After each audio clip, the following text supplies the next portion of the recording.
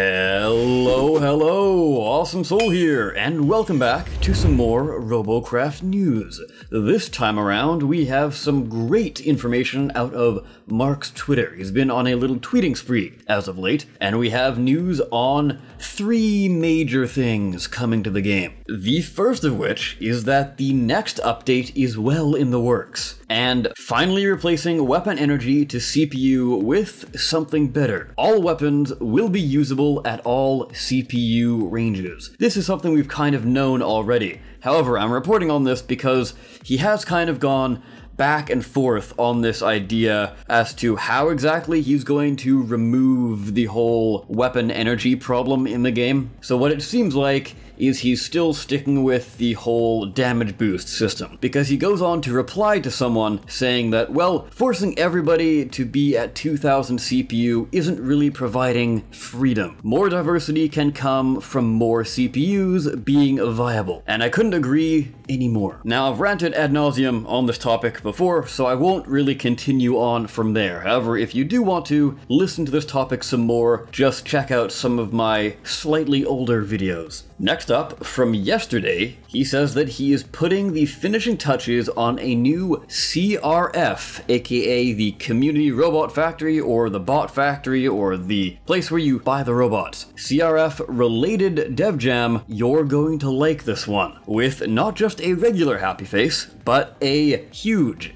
happy face. Although he does continue saying, I know it sounds like just CRF, but when you read it, you will realize that it's way more than just changes to the CRF. Now, a little speculation time. My best possible guess for what this could be is that it's going to be some sort of copy and paste system, because I know myself and a few others, I'm sure, have suggested the idea of copying and pasting your robot, but they've stated a few times, they being the Free Jam team, that might be a little bit tricky. However, again, myself and many others have pointed out all you need to do is use the existing CRF system in order to copy your bot, because all you're doing on the CRF is grabbing the bot from the CRF server and putting it into your personal Garage Bay server, because of course these are saved server-side. So the CRF is server-side, and your personal Garage Bays are server-side. So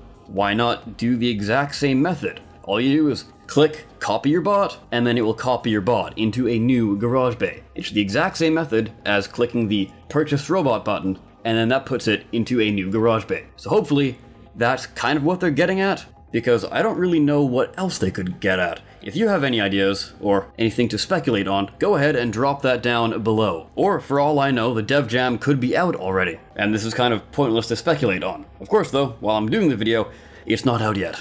Our next topics will take us to the Aeroflak territory.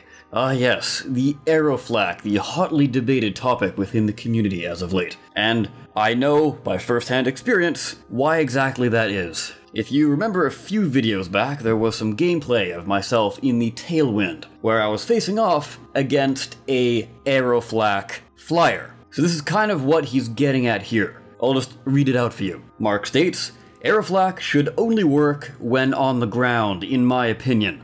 Anti-air shouldn't be on airplanes. And we've nerfed the accuracy of Aeroflak massively recently. But in dogfights, you're often getting close, so it doesn't really help if you have low accuracy.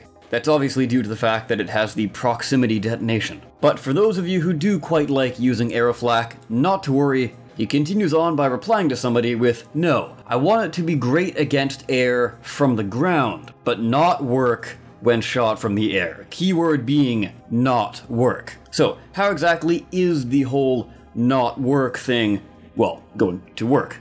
It could really be 2 methods that I foresee. One, it will still allow you to shoot, but if you're in the air, it just simply won't have the detonate ability, making it practically useless. The other method is to simply have it not fire anything at all, which could be a little bit jarring, but might be the best method overall, because going back to the other method I said, where it still fires but just doesn't detonate, it would probably be a bit confusing to new players especially. But yeah, when it comes to flak, it's kind of been in the meta as a aerial weapon a few times before, and it seems like it's coming back, so hopefully it will be squashed once and for all as a problem, because it's an anti-air weapon and not a dog-fighting weapon. Moving onward, Mark goes on to another topic where he says the time to kill is too high at the moment. Which, yes, I can agree with on super tanky bots, but super light bots, they fall apart far too quickly. So this problem is a pretty delicate one,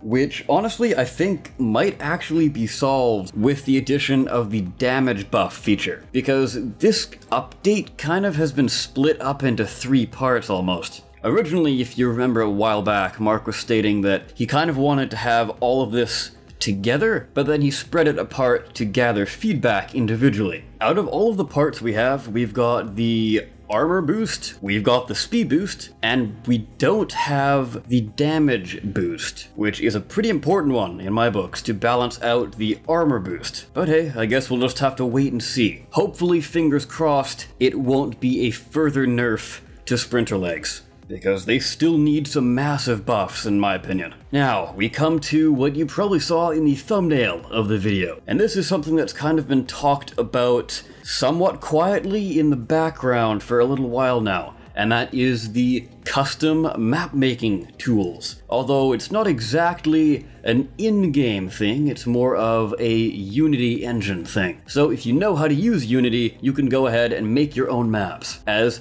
Cluely here demonstrates. He says, so here's a test map I've been working on for the Robocraft game mapping tools. Looking pretty fancy there. However, if you will notice, it is just a variant of the Tihonium Canyon map. And there are a few people asking whether or not you will be able to use the old map size. And he states that you can set them to the old sizes if you wish, but that there is going to be a maximum map size. Most likely, anyway. He says that's something that Fat Digester, aka Rick the Art Jammer, will need to answer, but at this time he has yet to answer that question. And again, this is made with basic Unity tools and Robocraft's assets. So obviously you would somehow gain the assets from Robocraft and then import them into Unity and then go ahead and start working on your map. Now, I have fiddled around with Unity myself, and it's honestly not too difficult. A lot of the basics you'll need to know for making a map are actually really straightforward. And best thing of all, Unity is